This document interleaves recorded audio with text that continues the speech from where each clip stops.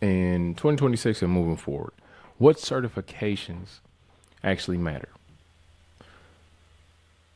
You may think certifications don't matter. You may think degrees don't matter. You may think, I don't know, whatever the hell you think. But this is concrete proof for somebody that's actually helped people get jobs with these actual certifications, right?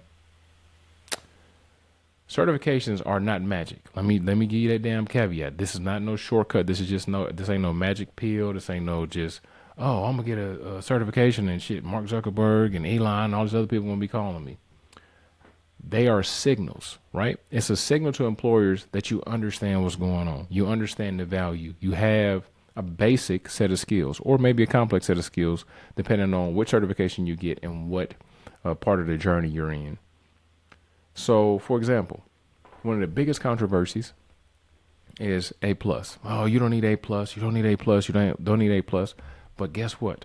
CompTIA A plus is still one of the most recognized IT certifications, not in Texas, not in Chicago, not in Nebraska, not in the UK, not in South Africa, not in Germany, but in the world. Right now, there's over 1 million people who have the certification. Now, certification been out for a couple of decades, but over 1 million people have the certification itself at one time, right? It may expired, but over 1 million people have taken and passed the certification. But it's not just about the certification itself. It's about what it really like represents. It means that you understand a whole bunch of shit. You understand hardware, operating systems, troubleshooting, networking fundamentals, security fundamentals, AI fundamentals, and coding fundamentals. And then you kind of build from there. So I got the basics of everything, right? Now let me get some networking certifications. Now let me get some certifications in security. Let me get some certifications in cloud. And when those certifications are stacked correctly, they create leverage. And that leverage is what leads to 75,000, 80,000, 90,000, and six-figure tech careers. Actually, right now, I want you to do me a favor. If you don't believe me, go on Indeed, go on Monster, go on Glassdoor, go on LinkedIn. A plus and the skills that are taught in A plus show up on more tech job descriptions, posts than any other certification. Okay. A plus matters, and it actually gives you the foundation, the confidence, the things that you need. Now, when it comes to A plus, another question that comes up is, how long will it take? How long will it take me to get the certification? How long does it take to pass? How long does it take to study? To be honest, if you decide to do it on your own, most people, it takes them about a year and a half. If you decide to get some mentorship, or get into some type of program, for my students, it takes them 30 days. So they pass both parts in about 30 days. So you kind of have to look on, what is most important to you? Is money more important? Is time more important? Is actually understanding the stuff more important? Is it a little bit of all of that? That's kind of going to depend on, which route you should take. Now, like I said, I never recommend doing any of this stuff, anything new on your own. I never do anything that I'm just learning. I never try and do shit on my own. I always try and get some type of mentorship, get into some type of program or course or something, just so I have some type of roadmap and structure to get to where I want to get to. Now, okay. So another thing I want to talk about is AI. Is it an opportunity or is it an obstacle, right?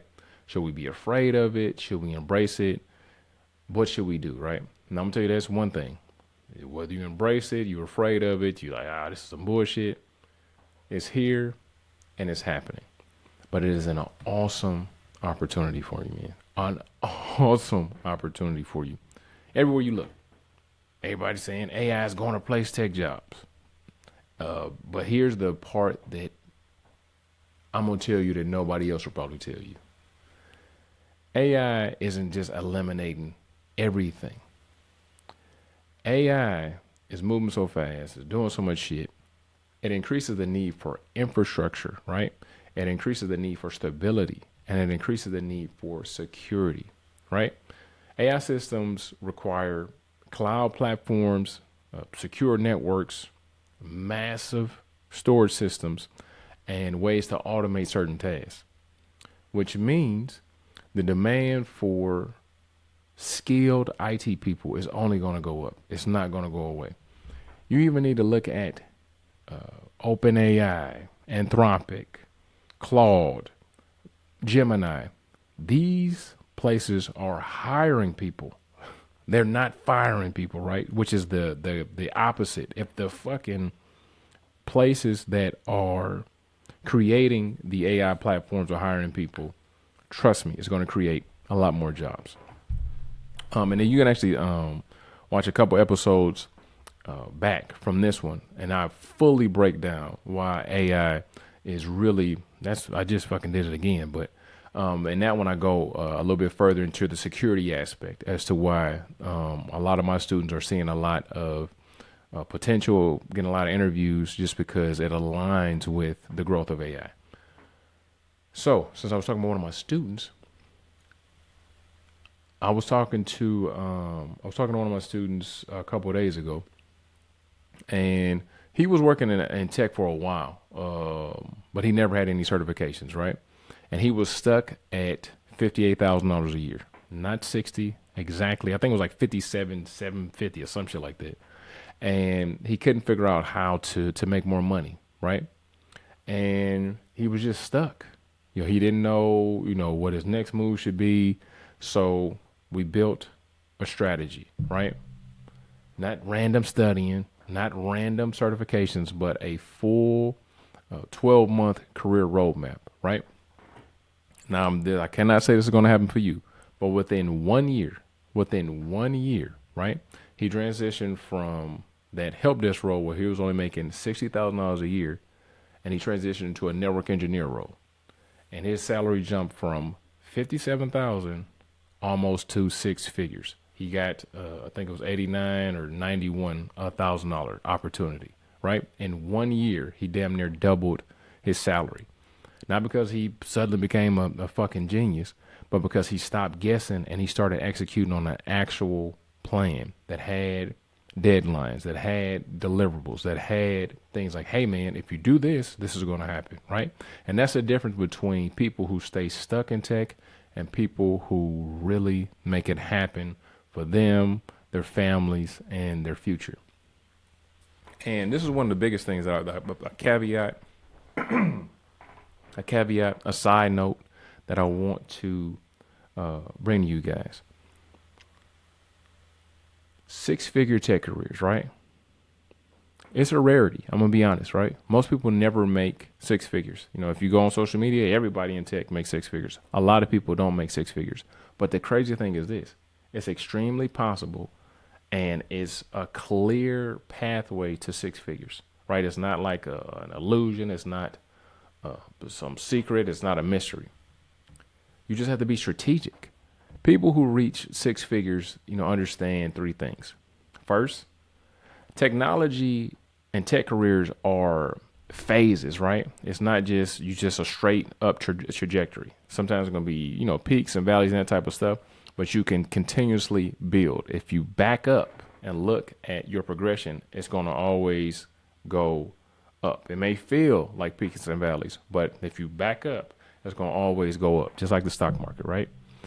Secondly, each phase is going to require a different you, different skills, and just different positioning. And lastly, the fastest way to accelerate your career is learning from people who have already done what you're trying to do. Because trying to figure out alone can cost you years or literally cost you an entire career. And years in tech you cannot fucking do that, man. Because it can mean hundreds of thousands of dollars a year of money. It can mean lost opportunities, and it can mean you becoming obsolete, right? So right now, if you're already in tech and you're trying to break your salary plateau, whether you can't get past 50, 60, 70, or you're looking to get into six figures, I actually offer something super specific. I have career coaching calls, which I just talked to you about, the guy that went from 57 to almost six figures. And I hop on calls with people every week. This is something that I just reopened. I actually had stopped doing coaching calls, but I'm getting so many damn requests for it. It's like, okay, if I can help people, let me help them, right? So a lot of times on the calls, I'm just going to ask you a few things. Where are you right now? What skills do you have? What certifications make sense for you? And what's the fastest, and kind of tell you what's the fastest path to get to your next salary level. Now, I don't accept everybody, right? I don't accept everybody. If you want to get on a coaching call, we need to talk about a few things just to make sure it's the right fit, right? Because the truth is this, man, most people in tech, you don't need no more fucking information. Like I said from the beginning, you need the right strategy. So if you want to accelerate your career, you can hop on my calendar. Other than that, make sure you give this episode a thumbs up. Make sure that you execute. And other than that, I'll talk to you soon.